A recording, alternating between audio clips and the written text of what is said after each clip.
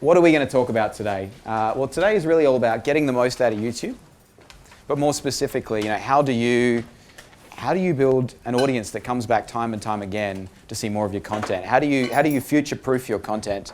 Every time you upload something new, how do you ensure you continue to get views? This is not about a recipe about how do you find or how do you come across a viral video. It's around how do you build loyalty with your audience.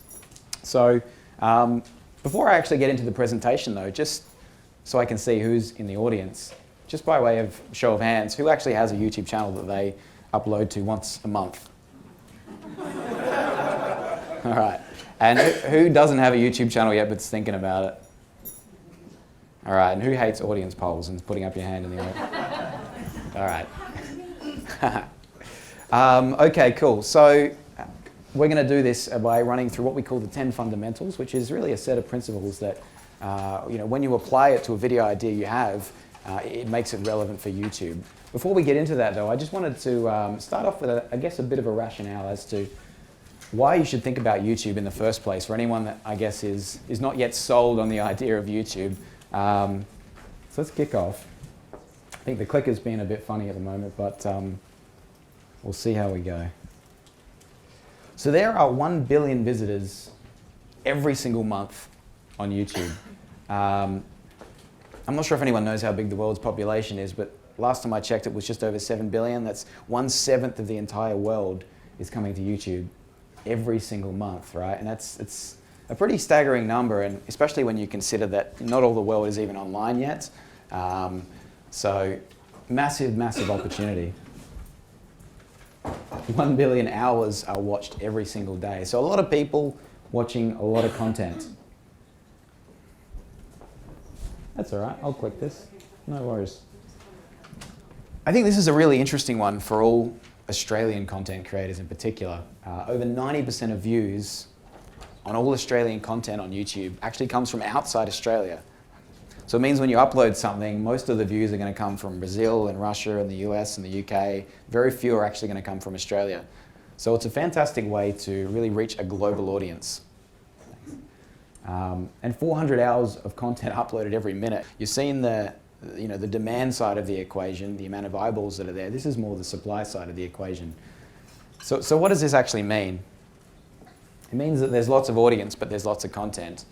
So there's a massive opportunity, but there's also a lot of competition out there. So it pays to think about how do I actually get my content seen on YouTube? Thank you. One more. So how do we do that? So what we're going to run through is the 10 fundamentals. So what are the 10 fundamentals? This is basically, it's a framework that you can use, or a lens you can use as you're thinking about your video ideas. If you can run those video ideas through this filter, it'll generally be a more relevant idea for YouTube as a result of that. So here are the 10 fundamentals.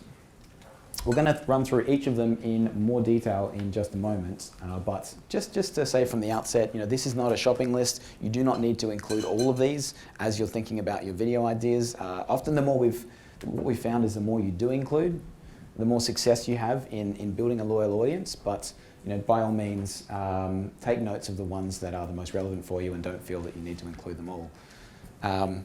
Also want to make the point that, as I mentioned earlier, this is really not about what is a recipe to build a viral video. That's really not what we're about. What we've found is the more successful and sustainable recipe is, how do you build a loyal audience that wants to come back time and time again, so that you don't just have a spike in views for one video and then everything returns to a baseline thereafter. You really want to future-proof your new content, and so these fundamentals help you build more so a sense for that. So let's get stuck in. One more, please. Thank you. Shareability. Will viewers share these videos? So I think by now, most of us already know that sharing is one of the most powerful ways to get your content seen. Audiences come across your content from the people that they trust and that they love.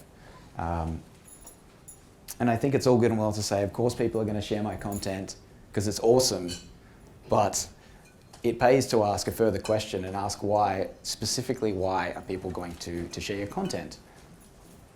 Is it the case that it's going to make them laugh or cry?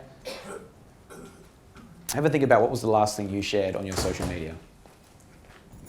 One of the things we talk about is that we believe people share things because of what it says about them. You know, people share funny things because they want to seem funny. They share smart things because they want to seem intelligent. So how do you think about making your videos more shareable? There's a lot of ways, and this is not the only recipe, but this is a good start. So as you can see on the right-hand side, you can be very broadly relatable, like the iPhone video, or you can be very narrowly relatable, like how do you piss off every New Yorker in 36 seconds? You can be valuable, you know, you can make a video on how to make scrambled eggs or tie a Windsor knot. How-to content is incredibly popular on YouTube. And you can also be topical. You know, I would have said a couple of weeks ago, Wimbledon was the type of thing that's really topical, and that people, you know, they want to break that news to their friends. So, you know, various other ways to be shareable, but there's 3. This guy just doesn't want to work. No, there we go, perfect. Rhett and Link, has anyone here heard of Rhett and Link? A couple of people. They're very successful YouTubers, you know, really established, very smart. They think very deeply about the idea of shareability. They actually have a sort of mantra that they work by. It's when people share this, what 10 words will they use to describe it to their friends? And they ask themselves that during the ideation phase. And so if they can't come up with that share statement, those 10 words, they actually just ditch the idea and move on to the next one. And the idea is that they realize the power of sharing as a vehicle to getting views, and if they themselves can't think of a strong and succinct reason as to why someone would share it, they can't imagine that someone else might. If they can't think of a rationale as to why someone would share it. So probably a useful sort of litmus test for you to use as you're making your own content. You know, what 10 words would people use to describe this on their social media account? Fundamental number 2, conversation. Is there an element, there we go. Is there an element of speaking directly to the audience? YouTube is an incredibly social platform.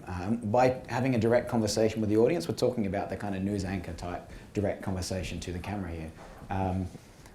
The benefit of speaking directly to the audience, at least sometime, is that you're building a relationship with them, a peer-to-peer relationship. You're building loyalty with these guys. You're increasing the stickiness of your personality and your brand and your channel. You're increasing the likelihood that people will come back for more because they buy into you as a person and not just the quality of your content. I'll talk a little bit more about conversation and how some more traditional content creators leverage that. But let's have a quick look at another video, and we'll use it as a basis to talk about it. Actually, before that, another quick quote from Vsauce, which is a really popular science-based channel on YouTube. They say that it's a different relationship. YouTubers are more like friends, brothers, or sisters to the audience, rather than celebrities who are seen as idols. Really reinforcing that peer-to-peer relationship between the content creator.